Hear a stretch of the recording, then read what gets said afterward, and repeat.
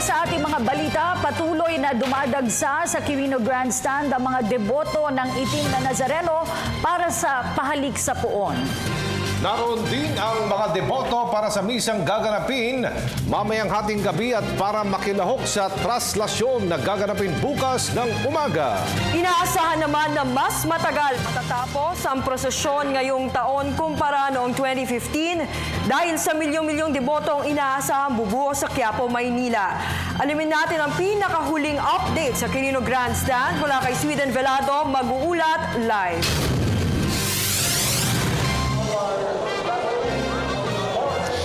Magandang gabi sa iyo, Ria. Bago ang pinaka-aabangang pista ng itim na Nazareno bukas ay tuloy-tuloy pa rin ang ginagawang traditional rites dito sa Quirino Grandstand. At kung sakaling nasisilip nyo man, yung nasa aking likuran, nariyan nakapila ang libo-libo sa ating mga kababayan. Marami sa kanila, alas 5 pa lang ng umaga ay narito na at talagang nagbilad sa araw makalapit lang sa imahe ng puon ng Nazareno. Alas 8 ng umaga kanina, nagsimula ang pahalik sa poong Nazareno na patuloy pa rin pinipilahan ng marami sa ating mga kababayan.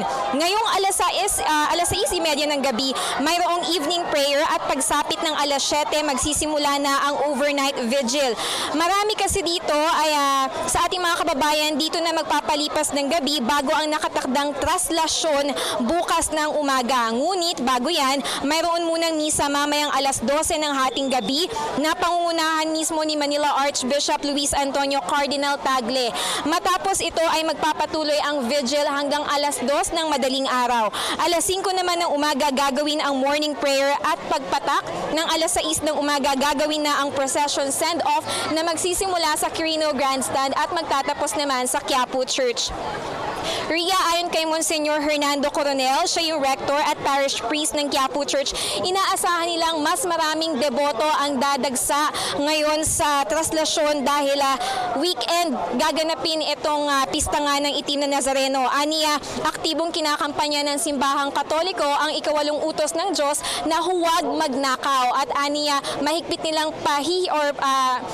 nilang tututulan yung mga kumakandidatong politiko na mangampanya sa pamamagitan ng pagsabit ng kanilang mga tarpaulin at poster sa mga rutang dadaanan ng imahe ng itim na Nazareno. Samantala, may 4 na raang Red Cross personnel ang ikinalat ngayon sa iba't ibang bahagi ng Maynila. Mayroon ding 20 ambulansya para naman sa mga hindi inaasahang insidente. Dahil alam naman natin, Ria, na tuwing sasapit itong traslasyon, talagang hindi mahulugang karayom dahil sa dami ng mga debotong dumadagsa at ilan sa kanila nahihilo, nahihimatay dahil na rin sa gitgitan at yung iba nalilipasan ng gutom. At kanina dito sa parang programa na ginagawa ay sabi nga ng isa sa mga announcer sa mga deboto, bit-bit nila ang kanilang sarili pero sana bukas bit-bit din nila ang kanilang mga basura. So payo na lang po sa mga deboto ay huwag po mag-iwan ng basura at panatilihin nating malinis ang ating kapaligiran. Yan muna ang latest mula rito sa Quirino Grandstand. Para sa Telebisyon ng Bayan,